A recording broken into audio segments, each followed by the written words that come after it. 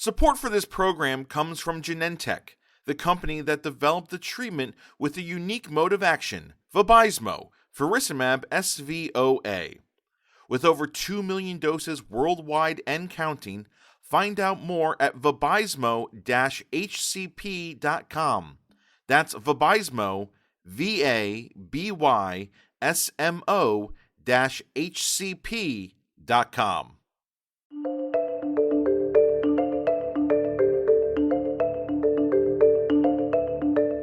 Reimbursements for vitreoretinal surgery have plummeted in the past decade.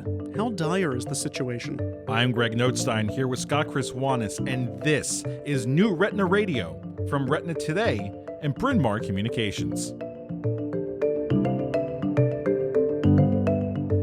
Dr. John Thompson updates listeners on the trends in Medicare reimbursement for a variety of vitreoretinal surgeries, imaging tests, and E&M visits, all of which have implications for the future of care and access to providers. And Dr. Raymond Iezzi discusses the risks and benefits to using large language models such as ChatGPT in a retina clinic.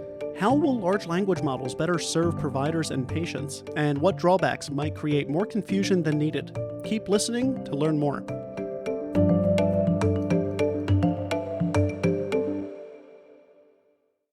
We spend a lot of time on this show talking about scientific papers, the latest data, the pivotal studies, the real-world outcomes trials, and that's for a good reason. Those studies are the bedrock of the modern science of retina.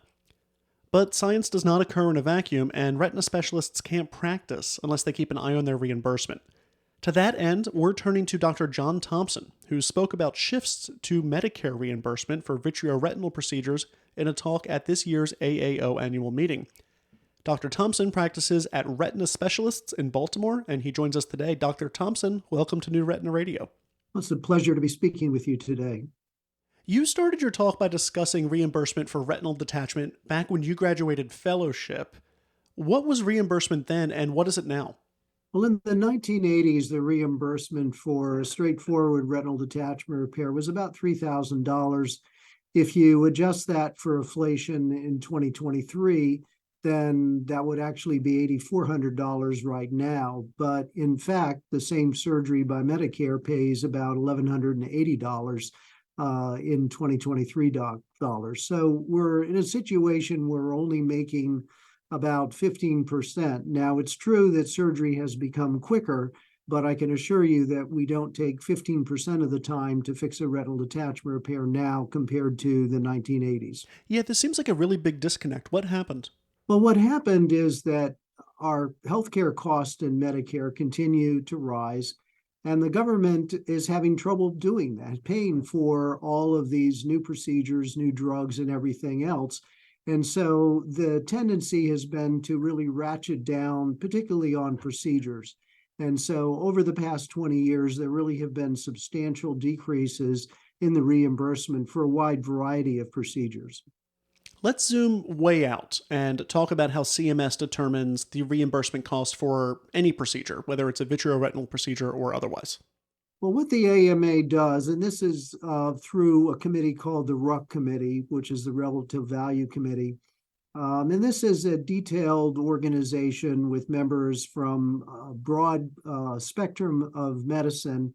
And when they value procedures, they send out surveys to physicians that perform that procedure, such as a retinal detachment repair. And the surgeons then respond to how much time it takes to do the procedure itself, how much time before the procedure to, say, greet the patient, scrub, change into, scrub uniforms, and then how much time it takes after the procedure. Most of these procedures for retinal detachment repair and the major surgical procedures are what are called 90-day globals. So it means that the care for that patient related to their surgery for 90 days is also included in that fee. So there may be several office visits also embedded in that fee. So these various components make up the entire piece, and the time for those various parts of the procedure and pre and post time are all added up. And then they're compared to other procedures. For example, it may be compared to a hernia repair or having a pacemaker implanted, or a cardiac bypass. And so the RUC tries to equalize things in such a way that a physician doing the same intensity of a procedure for the amount of time would then have the same value, and they would be reimbursed the same in Medicare. And the idea was to try to level the playing field across all of medicine, because previously there was what was called sort of usual historical values, which were often skewed, where some specialties might get paid better and other specialties paid less. And so the RUC will recommend a particular RVU unit, relative value unit, and then that is converted by what's called the conversion factor that Medicare has every year, which is usually somewhere in the low 30s. And that RVU, along with the malpractice expense and the practice expenses to perform that procedure in the office or in the operating room, are all added up, and that results in the fee that a physician receives for that particular procedure. So like you said, this is an attempt to level the playing field across specialties. It's a complex system, but these are complex procedures. But it sounds like there are some issues with this whole format. Can you tell me about them? Well, the biggest problem is that there's been a lot of pressure to cut down on the values of procedures, and all procedures are not the same. And Medicare has a fixed pot of money based on the number of beneficiaries. And so what happens at the RUC is that the various specialties have to compete for a piece of the pie. And it's very much like having a large family, and you have a cake or a piece of pie, and who gets to determine how big the pieces are. And the RUC works hard to try to make it as fair as possible, but the net effect is that procedures, particularly surgical procedures, have been devalued substantially over the last 20 years. And the private insurers, although they're not required to use the Medicare values, and they're often different than the Medicare values, if Medicare reduces the reimbursement for a particular surgical procedure, most of the time the private insurers are also within 2 or 3 years going to decrease the reimbursement, because they use this also as a yardstick as to how they should be paying for various procedures. And it's typical that Medicaid will pay even less than Medicare, at least in most states, for various procedures. And so they're often at the low end of the reimbursement. I see. So earlier in our conversation, you mentioned that faster surgeries is one of the reasons that reimbursement has gone down. Can you walk me through this? Because this seems counterintuitive. You think that they'd want to incentivize faster surgeries.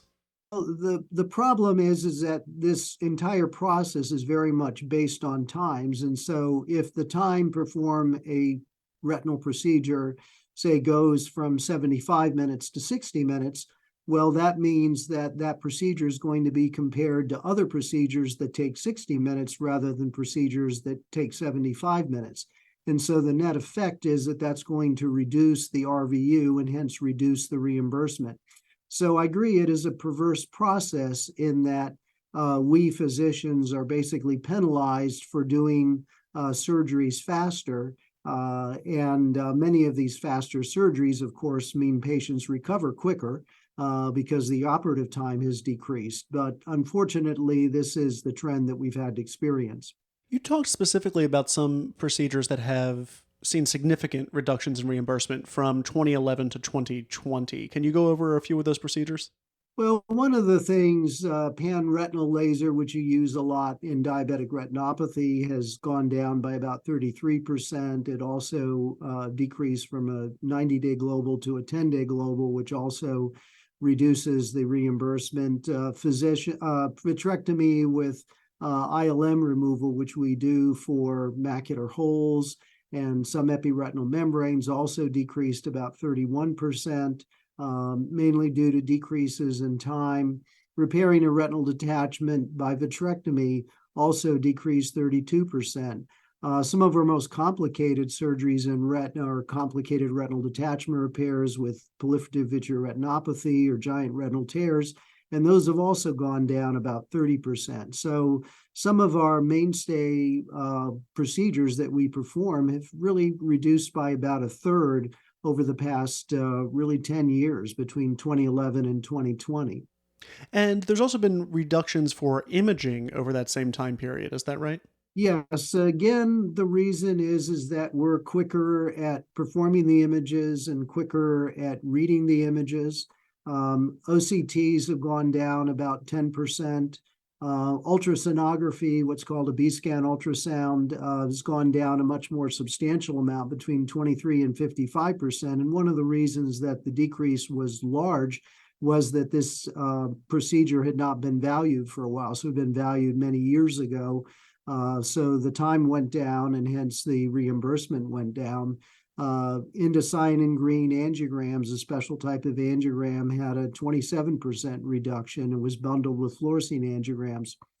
Fluorescein angiograms went down less, but the problem is that one of the factors is that when we perform one of these procedures, the physician has to buy the dye to do the procedure. And it turns out that the cost of fluorescein dye has gone up substantially. And so there actually was an analysis out of Vanderbilt that indicated that offices actually lose money from performing fluorescein angiograms because of the increased cost of the fluorescein dye.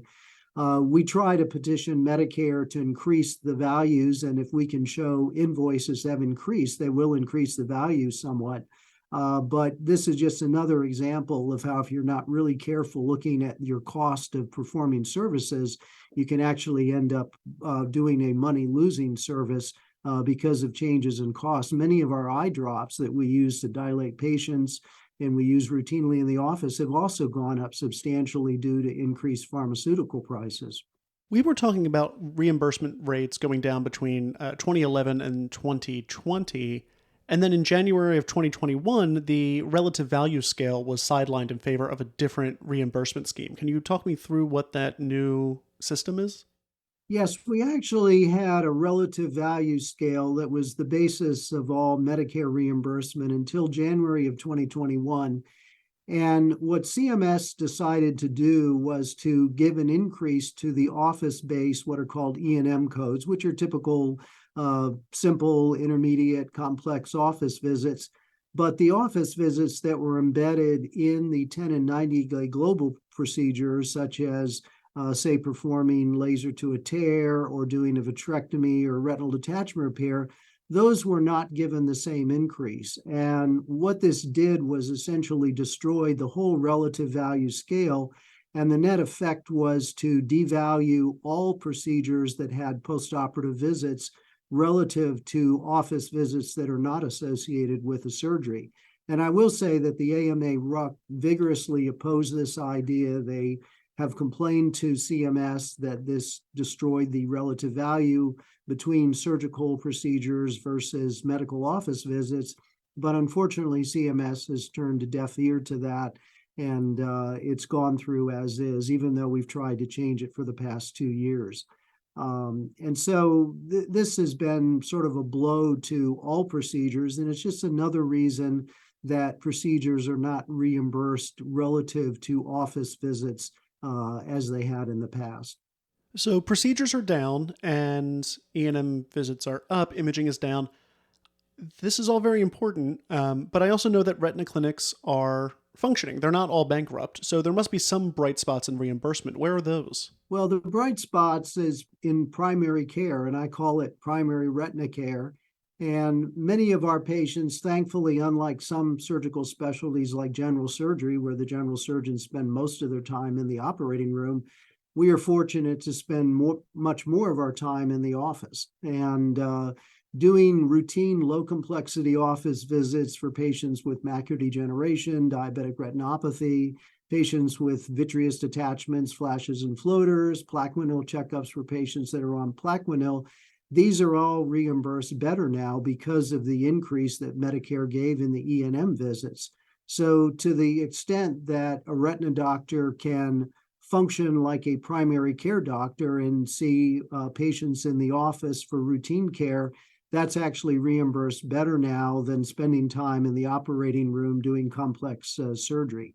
And so really this primary care retina has become fundamental to the financial well-being in our practices. Yeah, it seems to me, if I were to imagine some platonic ideal of a retina specialist who's a rational economic actor, they might say that they're going to stop offering complex retina surgeries in favor of just office visits, given that they're reimbursed better. Are we at any risk of that happening, or is that just something that retina specialists won't do? Well, I think it's a real risk. And just to give you an idea of the magnitude of things, the work values for the E&M codes that we commonly use, 99212, 91213, 99214, and 99215, increased by 23 to 28%. So these were substantial increases that occurred. And so what we have to do as physicians is to spend more time in the office. And in our Baltimore metropolitan area, this is real. I know of 3 solo retina specialists in the past 4 years who have stopped doing surgery, and they just refer their patients away that need a retinal detachment repair or with a macular hole or with an endophthalmitis, because they've realized, particularly with the difficulty with OR access, that it's just too hard to get an emergency patient to the operating room. So it was no longer financially viable for them to cancel a half day of patients to take a patient to the operating room to do this. And this same thing is happening even in larger groups, where sometimes the cases are getting shunted to the doctor that's in the operating room rather than whichever doctor saw the patient in the office, because it's just so inefficient to try to do emergency care now and to cancel patients to go to the operating room. So I think there is going to be an access problem in the future as fewer and fewer retina specialists are willing to handle the emergency retinal procedures, surgeries in particular. Yeah, that makes sense to me, but that's also a frightening scenario. Well, Dr. Thompson, thank you for coming on the show, explaining this whole complex scheme and educating our listeners about it. Well, thank you very much. I've enjoyed speaking with you.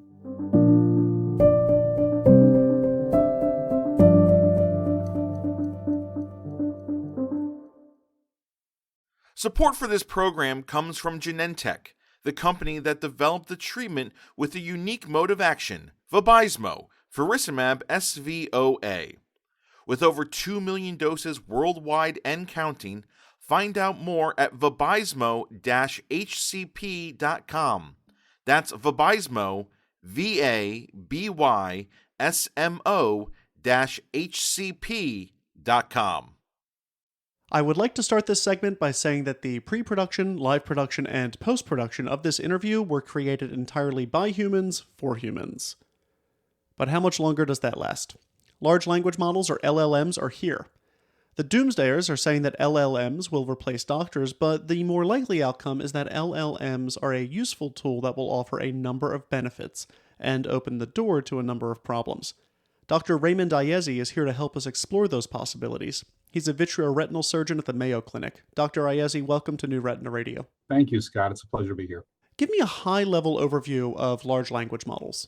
Well, large language models are new to us outside of the computer world.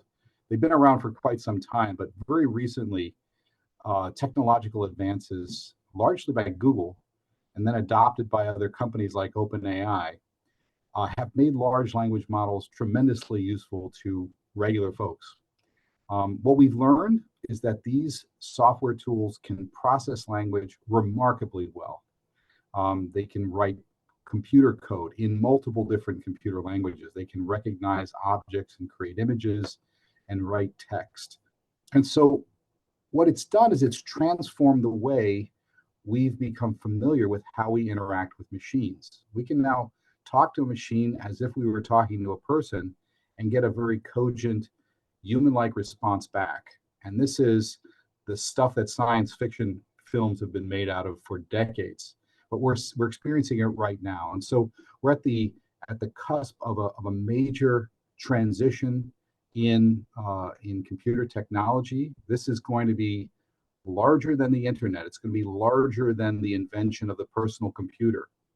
Large language models and generative AI are going to affect us in every domain that we exist. They're going to be in our handheld devices. They're going to be on our computers. The cash register at the grocery store is going to have an AI in it. ultimately, this is going to affect all facets of society. You will likely be talking to your car and talking to your cell phone beyond what we're accustomed to at the present time. I see. And it seems like ChatGPT is the most recognizable household name for this. Is that right? That's true. But if you do a deep dive, you'll find that there are many other models that are as large as ChatGPT. Notably, a company called Anthropic has a large language model called Claude 2. And its claim to fame was the fact that Claude 2 could take in a few hundred pages of text, where ChatGPT was formerly limited. More recently, as of, I think, November 7th, when OpenAI had its first developer meeting, they expanded ChatGPT to be able to take in a few hundred pages of text at this point now. So Claude 2 by Anthropic is a big one. And I think one of the real exciting developments is that there are many smaller large language models that we can run on our own personal computers that work really well. And the benefit of these is that they are not public domain. The data that you send to companies like OpenAI is going to be used for training. These systems are not HIPAA compliant, and so we can't send personal medical information across to OpenAI to use and process by ChatGPT. But we can do that with local models. Yeah, so let's focus on some of those other models. Your talk at AAO specifically talked about how LLMs might affect retina practice, and also how it might affect patients. Let's look at patients first. We hear about Dr. Google, who's the least reliable clinician on the internet. Is there a chance that patients are going to use LLMs to try to grab medical information? Absolutely, and they currently are doing so. So we're going to become familiar with the term, perhaps Dr. GPT, and it'll be deep GPT du jour. So many of these are cropping up, and I think it's important to understand why GPTs are becoming a source of knowledge. Well, it turns out that in order to train these neural networks to process language and interact with humans as if they were human-like, companies have had to leverage massive quantities of data. So this data comes from the internet, it comes from books, it comes from websites that contain data sets, it comes from other proprietary databases, magazines, printed media like newspapers. It comes from social media like Facebook and others. And so it turns out that humans encode knowledge in their language. And as a result of training these large language models to recognize and process language, they also encode knowledge as a consequence of that training. So that's what we call an emergent behavior, meaning they train these models to be able to process language and interact with us in a naturalistic chat-like manner.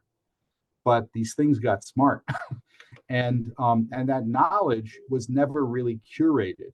So, for example, I showed during my talk at AAO that the OCAP performance in Retina was 0% by ChatGPT, which has subsequently been changed, I heard, more recently, where they obviously trained ChatGPT with some Retina information.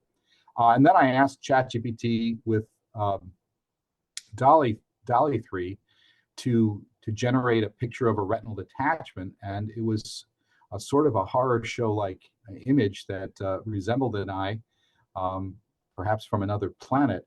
And so these systems are fantastic at what they've been trained to do, but outside of their wheelhouse, their performance drops quite remarkably. And so patients are going to learn to interact with these generative pre-trained transformers, these GPTs. They're going to start talking with them. They're going to become friends with them, and they may ask for medical information from them. And the fact is that retina specialists need to recognize that this is a random source of information. If there happens to be a whole lot of information in a particular topic on Facebook, whether that information is correct or not, ChatGPT will confidently report this as the answer, and patients could potentially be misled. I see. So this is a data in, data out problem. If the quality of the input is low, the quality of the output will also be low. Absolutely. But the flip side or the corollary of that is that if we use high quality data, we could potentially get high quality outputs. And so this is where the concept of fine tuning comes in, where you can take an existing large language model and add additional training to it and make it smart in a given area, meaning you can give it some knowledge in a particular area. To be very assured of this, corporations use something called RAG, or retrieval augmented generation, where information from, let's say, their user manuals or their company policies and procedures are loaded into a database, and the GPT then looks at that database for its sole source of knowledge. So the GPT itself is used to process language and give a user interface. And the source of the knowledge comes from a curated set of data that the company produces. And this could be a means by which we employ LLMs in medicine so that we can assure the accuracy of the output. Yeah, I'm curious how LLMs might be used by doctors in the clinic. I know that, we can imagine what they might do, and our imagination is limitless, but there's also going to be some real limitations to using an LLM in the clinic. Can you talk to me about some of those limitations? Sure. So as I mentioned earlier, current large language models from big companies like OpenAI cannot be used with patient data. It'd be a breach of data. In fact, hackers have found ways of exposing data sets that have been uploaded to OpenAI, revealing, people's CVs and other things. So we wouldn't want to do that. I think the other challenge is that these large language models overconfidently report an answer, whether it's right or wrong. I think one of the first examples of that was when individuals were asking ChatGPT to write papers for them and then provide references, and the references were like totally bogus. They didn't exist. The authors were created. The titles for the papers were created, but they were using actual journals and making up various reference page numbers, etc. And so you really can't use an LLM to provide medical decision making or medical information in any reliable sort of way, because the systems are producing a statistical output and they're trained to be expounding confidence, and the reality is that they're not doctors. So I don't think we're going to be using ChatGPT to provide medical diagnostic information or otherwise. A lot of these systems are limited in the time frame for which they were trained, so they have cutoff dates. And updating the training on these large language models is ridiculously expensive, both in terms of money and in terms of our environmental impact. ChatGPT was trained with the same amount of electricity that runs the entirety of New York City for an entire month. So a huge amount of energy. In fact, many of these large companies are investing in small portable nuclear reactors to power up these massive data centers required to host all the graphics processing units necessary to train something like ChatGPT 4. Even the week that I gave this lecture at the AAO, the federal government released some executive orders looking at the kinds of controls needed for these large language models in assuring that companies that are using massive amounts of computational power are actually submitting data to the federal government to assure that they're not releasing the kinds of GPTs that could be damaging to our society. So I think the government is getting involved in certain regulations, and it would not surprise me that either the medical community or the government would start to control the use of GPTs in our field, in medicine. So a lot of those regulations might apply to future GPTs or future LLMs. What about right now? Are there any LLMs that are actually being used in clinics today? And if so, how? Well, I would imagine that several physicians out there have kicked the tires, so to speak, on using ChatGPT to generate things like patient information. I've done so. I've created handouts for patients that describe age-related macular degeneration, the role of nutrition and vitamins, AREDS2, et cetera. And these systems actually have a tremendous amount of knowledge built into them. And as long as an expert is reviewing their output, these things can produce patient information documents in a multitude of languages. And so as long as we read them and edit them and make sure they're accurate, that can really facilitate generating patient information or patient education packets. Certainly, that kind of information can be sent out to referring physicians to engage them as well.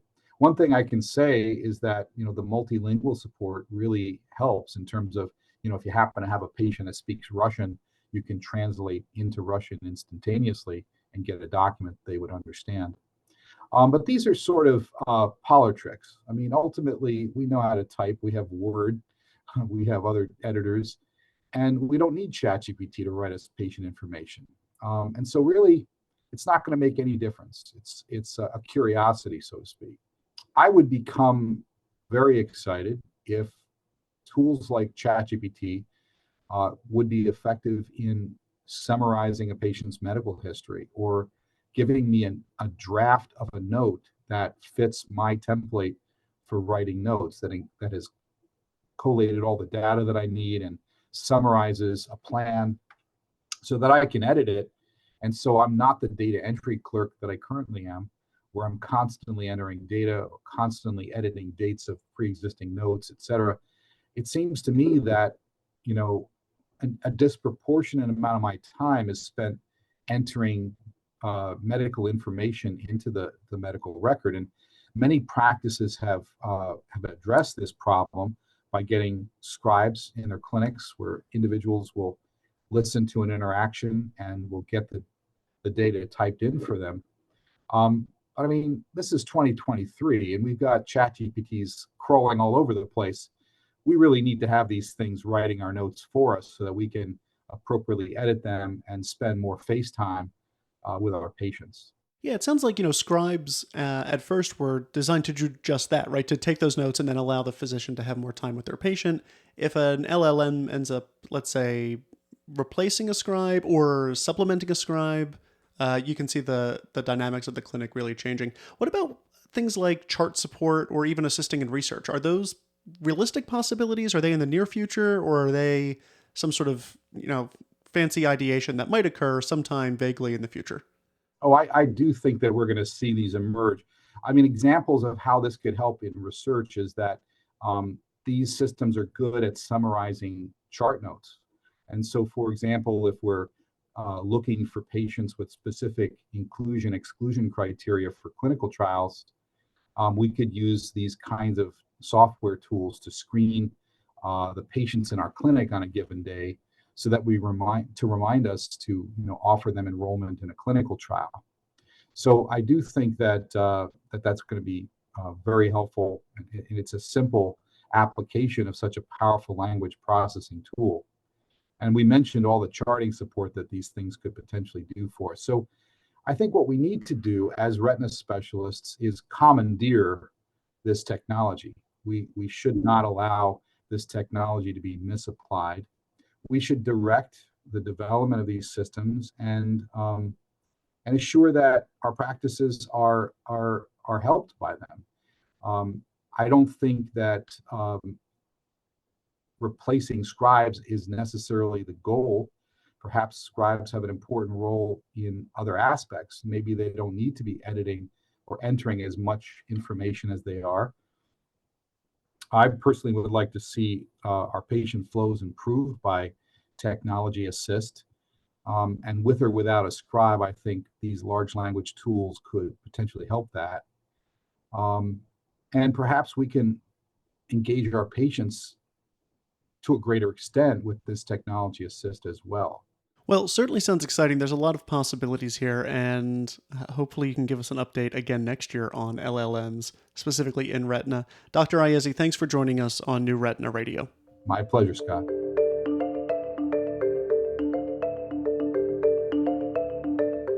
That concludes New Retina Radio's coverage of the AAO 2023 annual meeting that occurred a few weeks ago in San Francisco. But as you know, we have plenty of other content, so be sure to subscribe to the podcast. Thanks.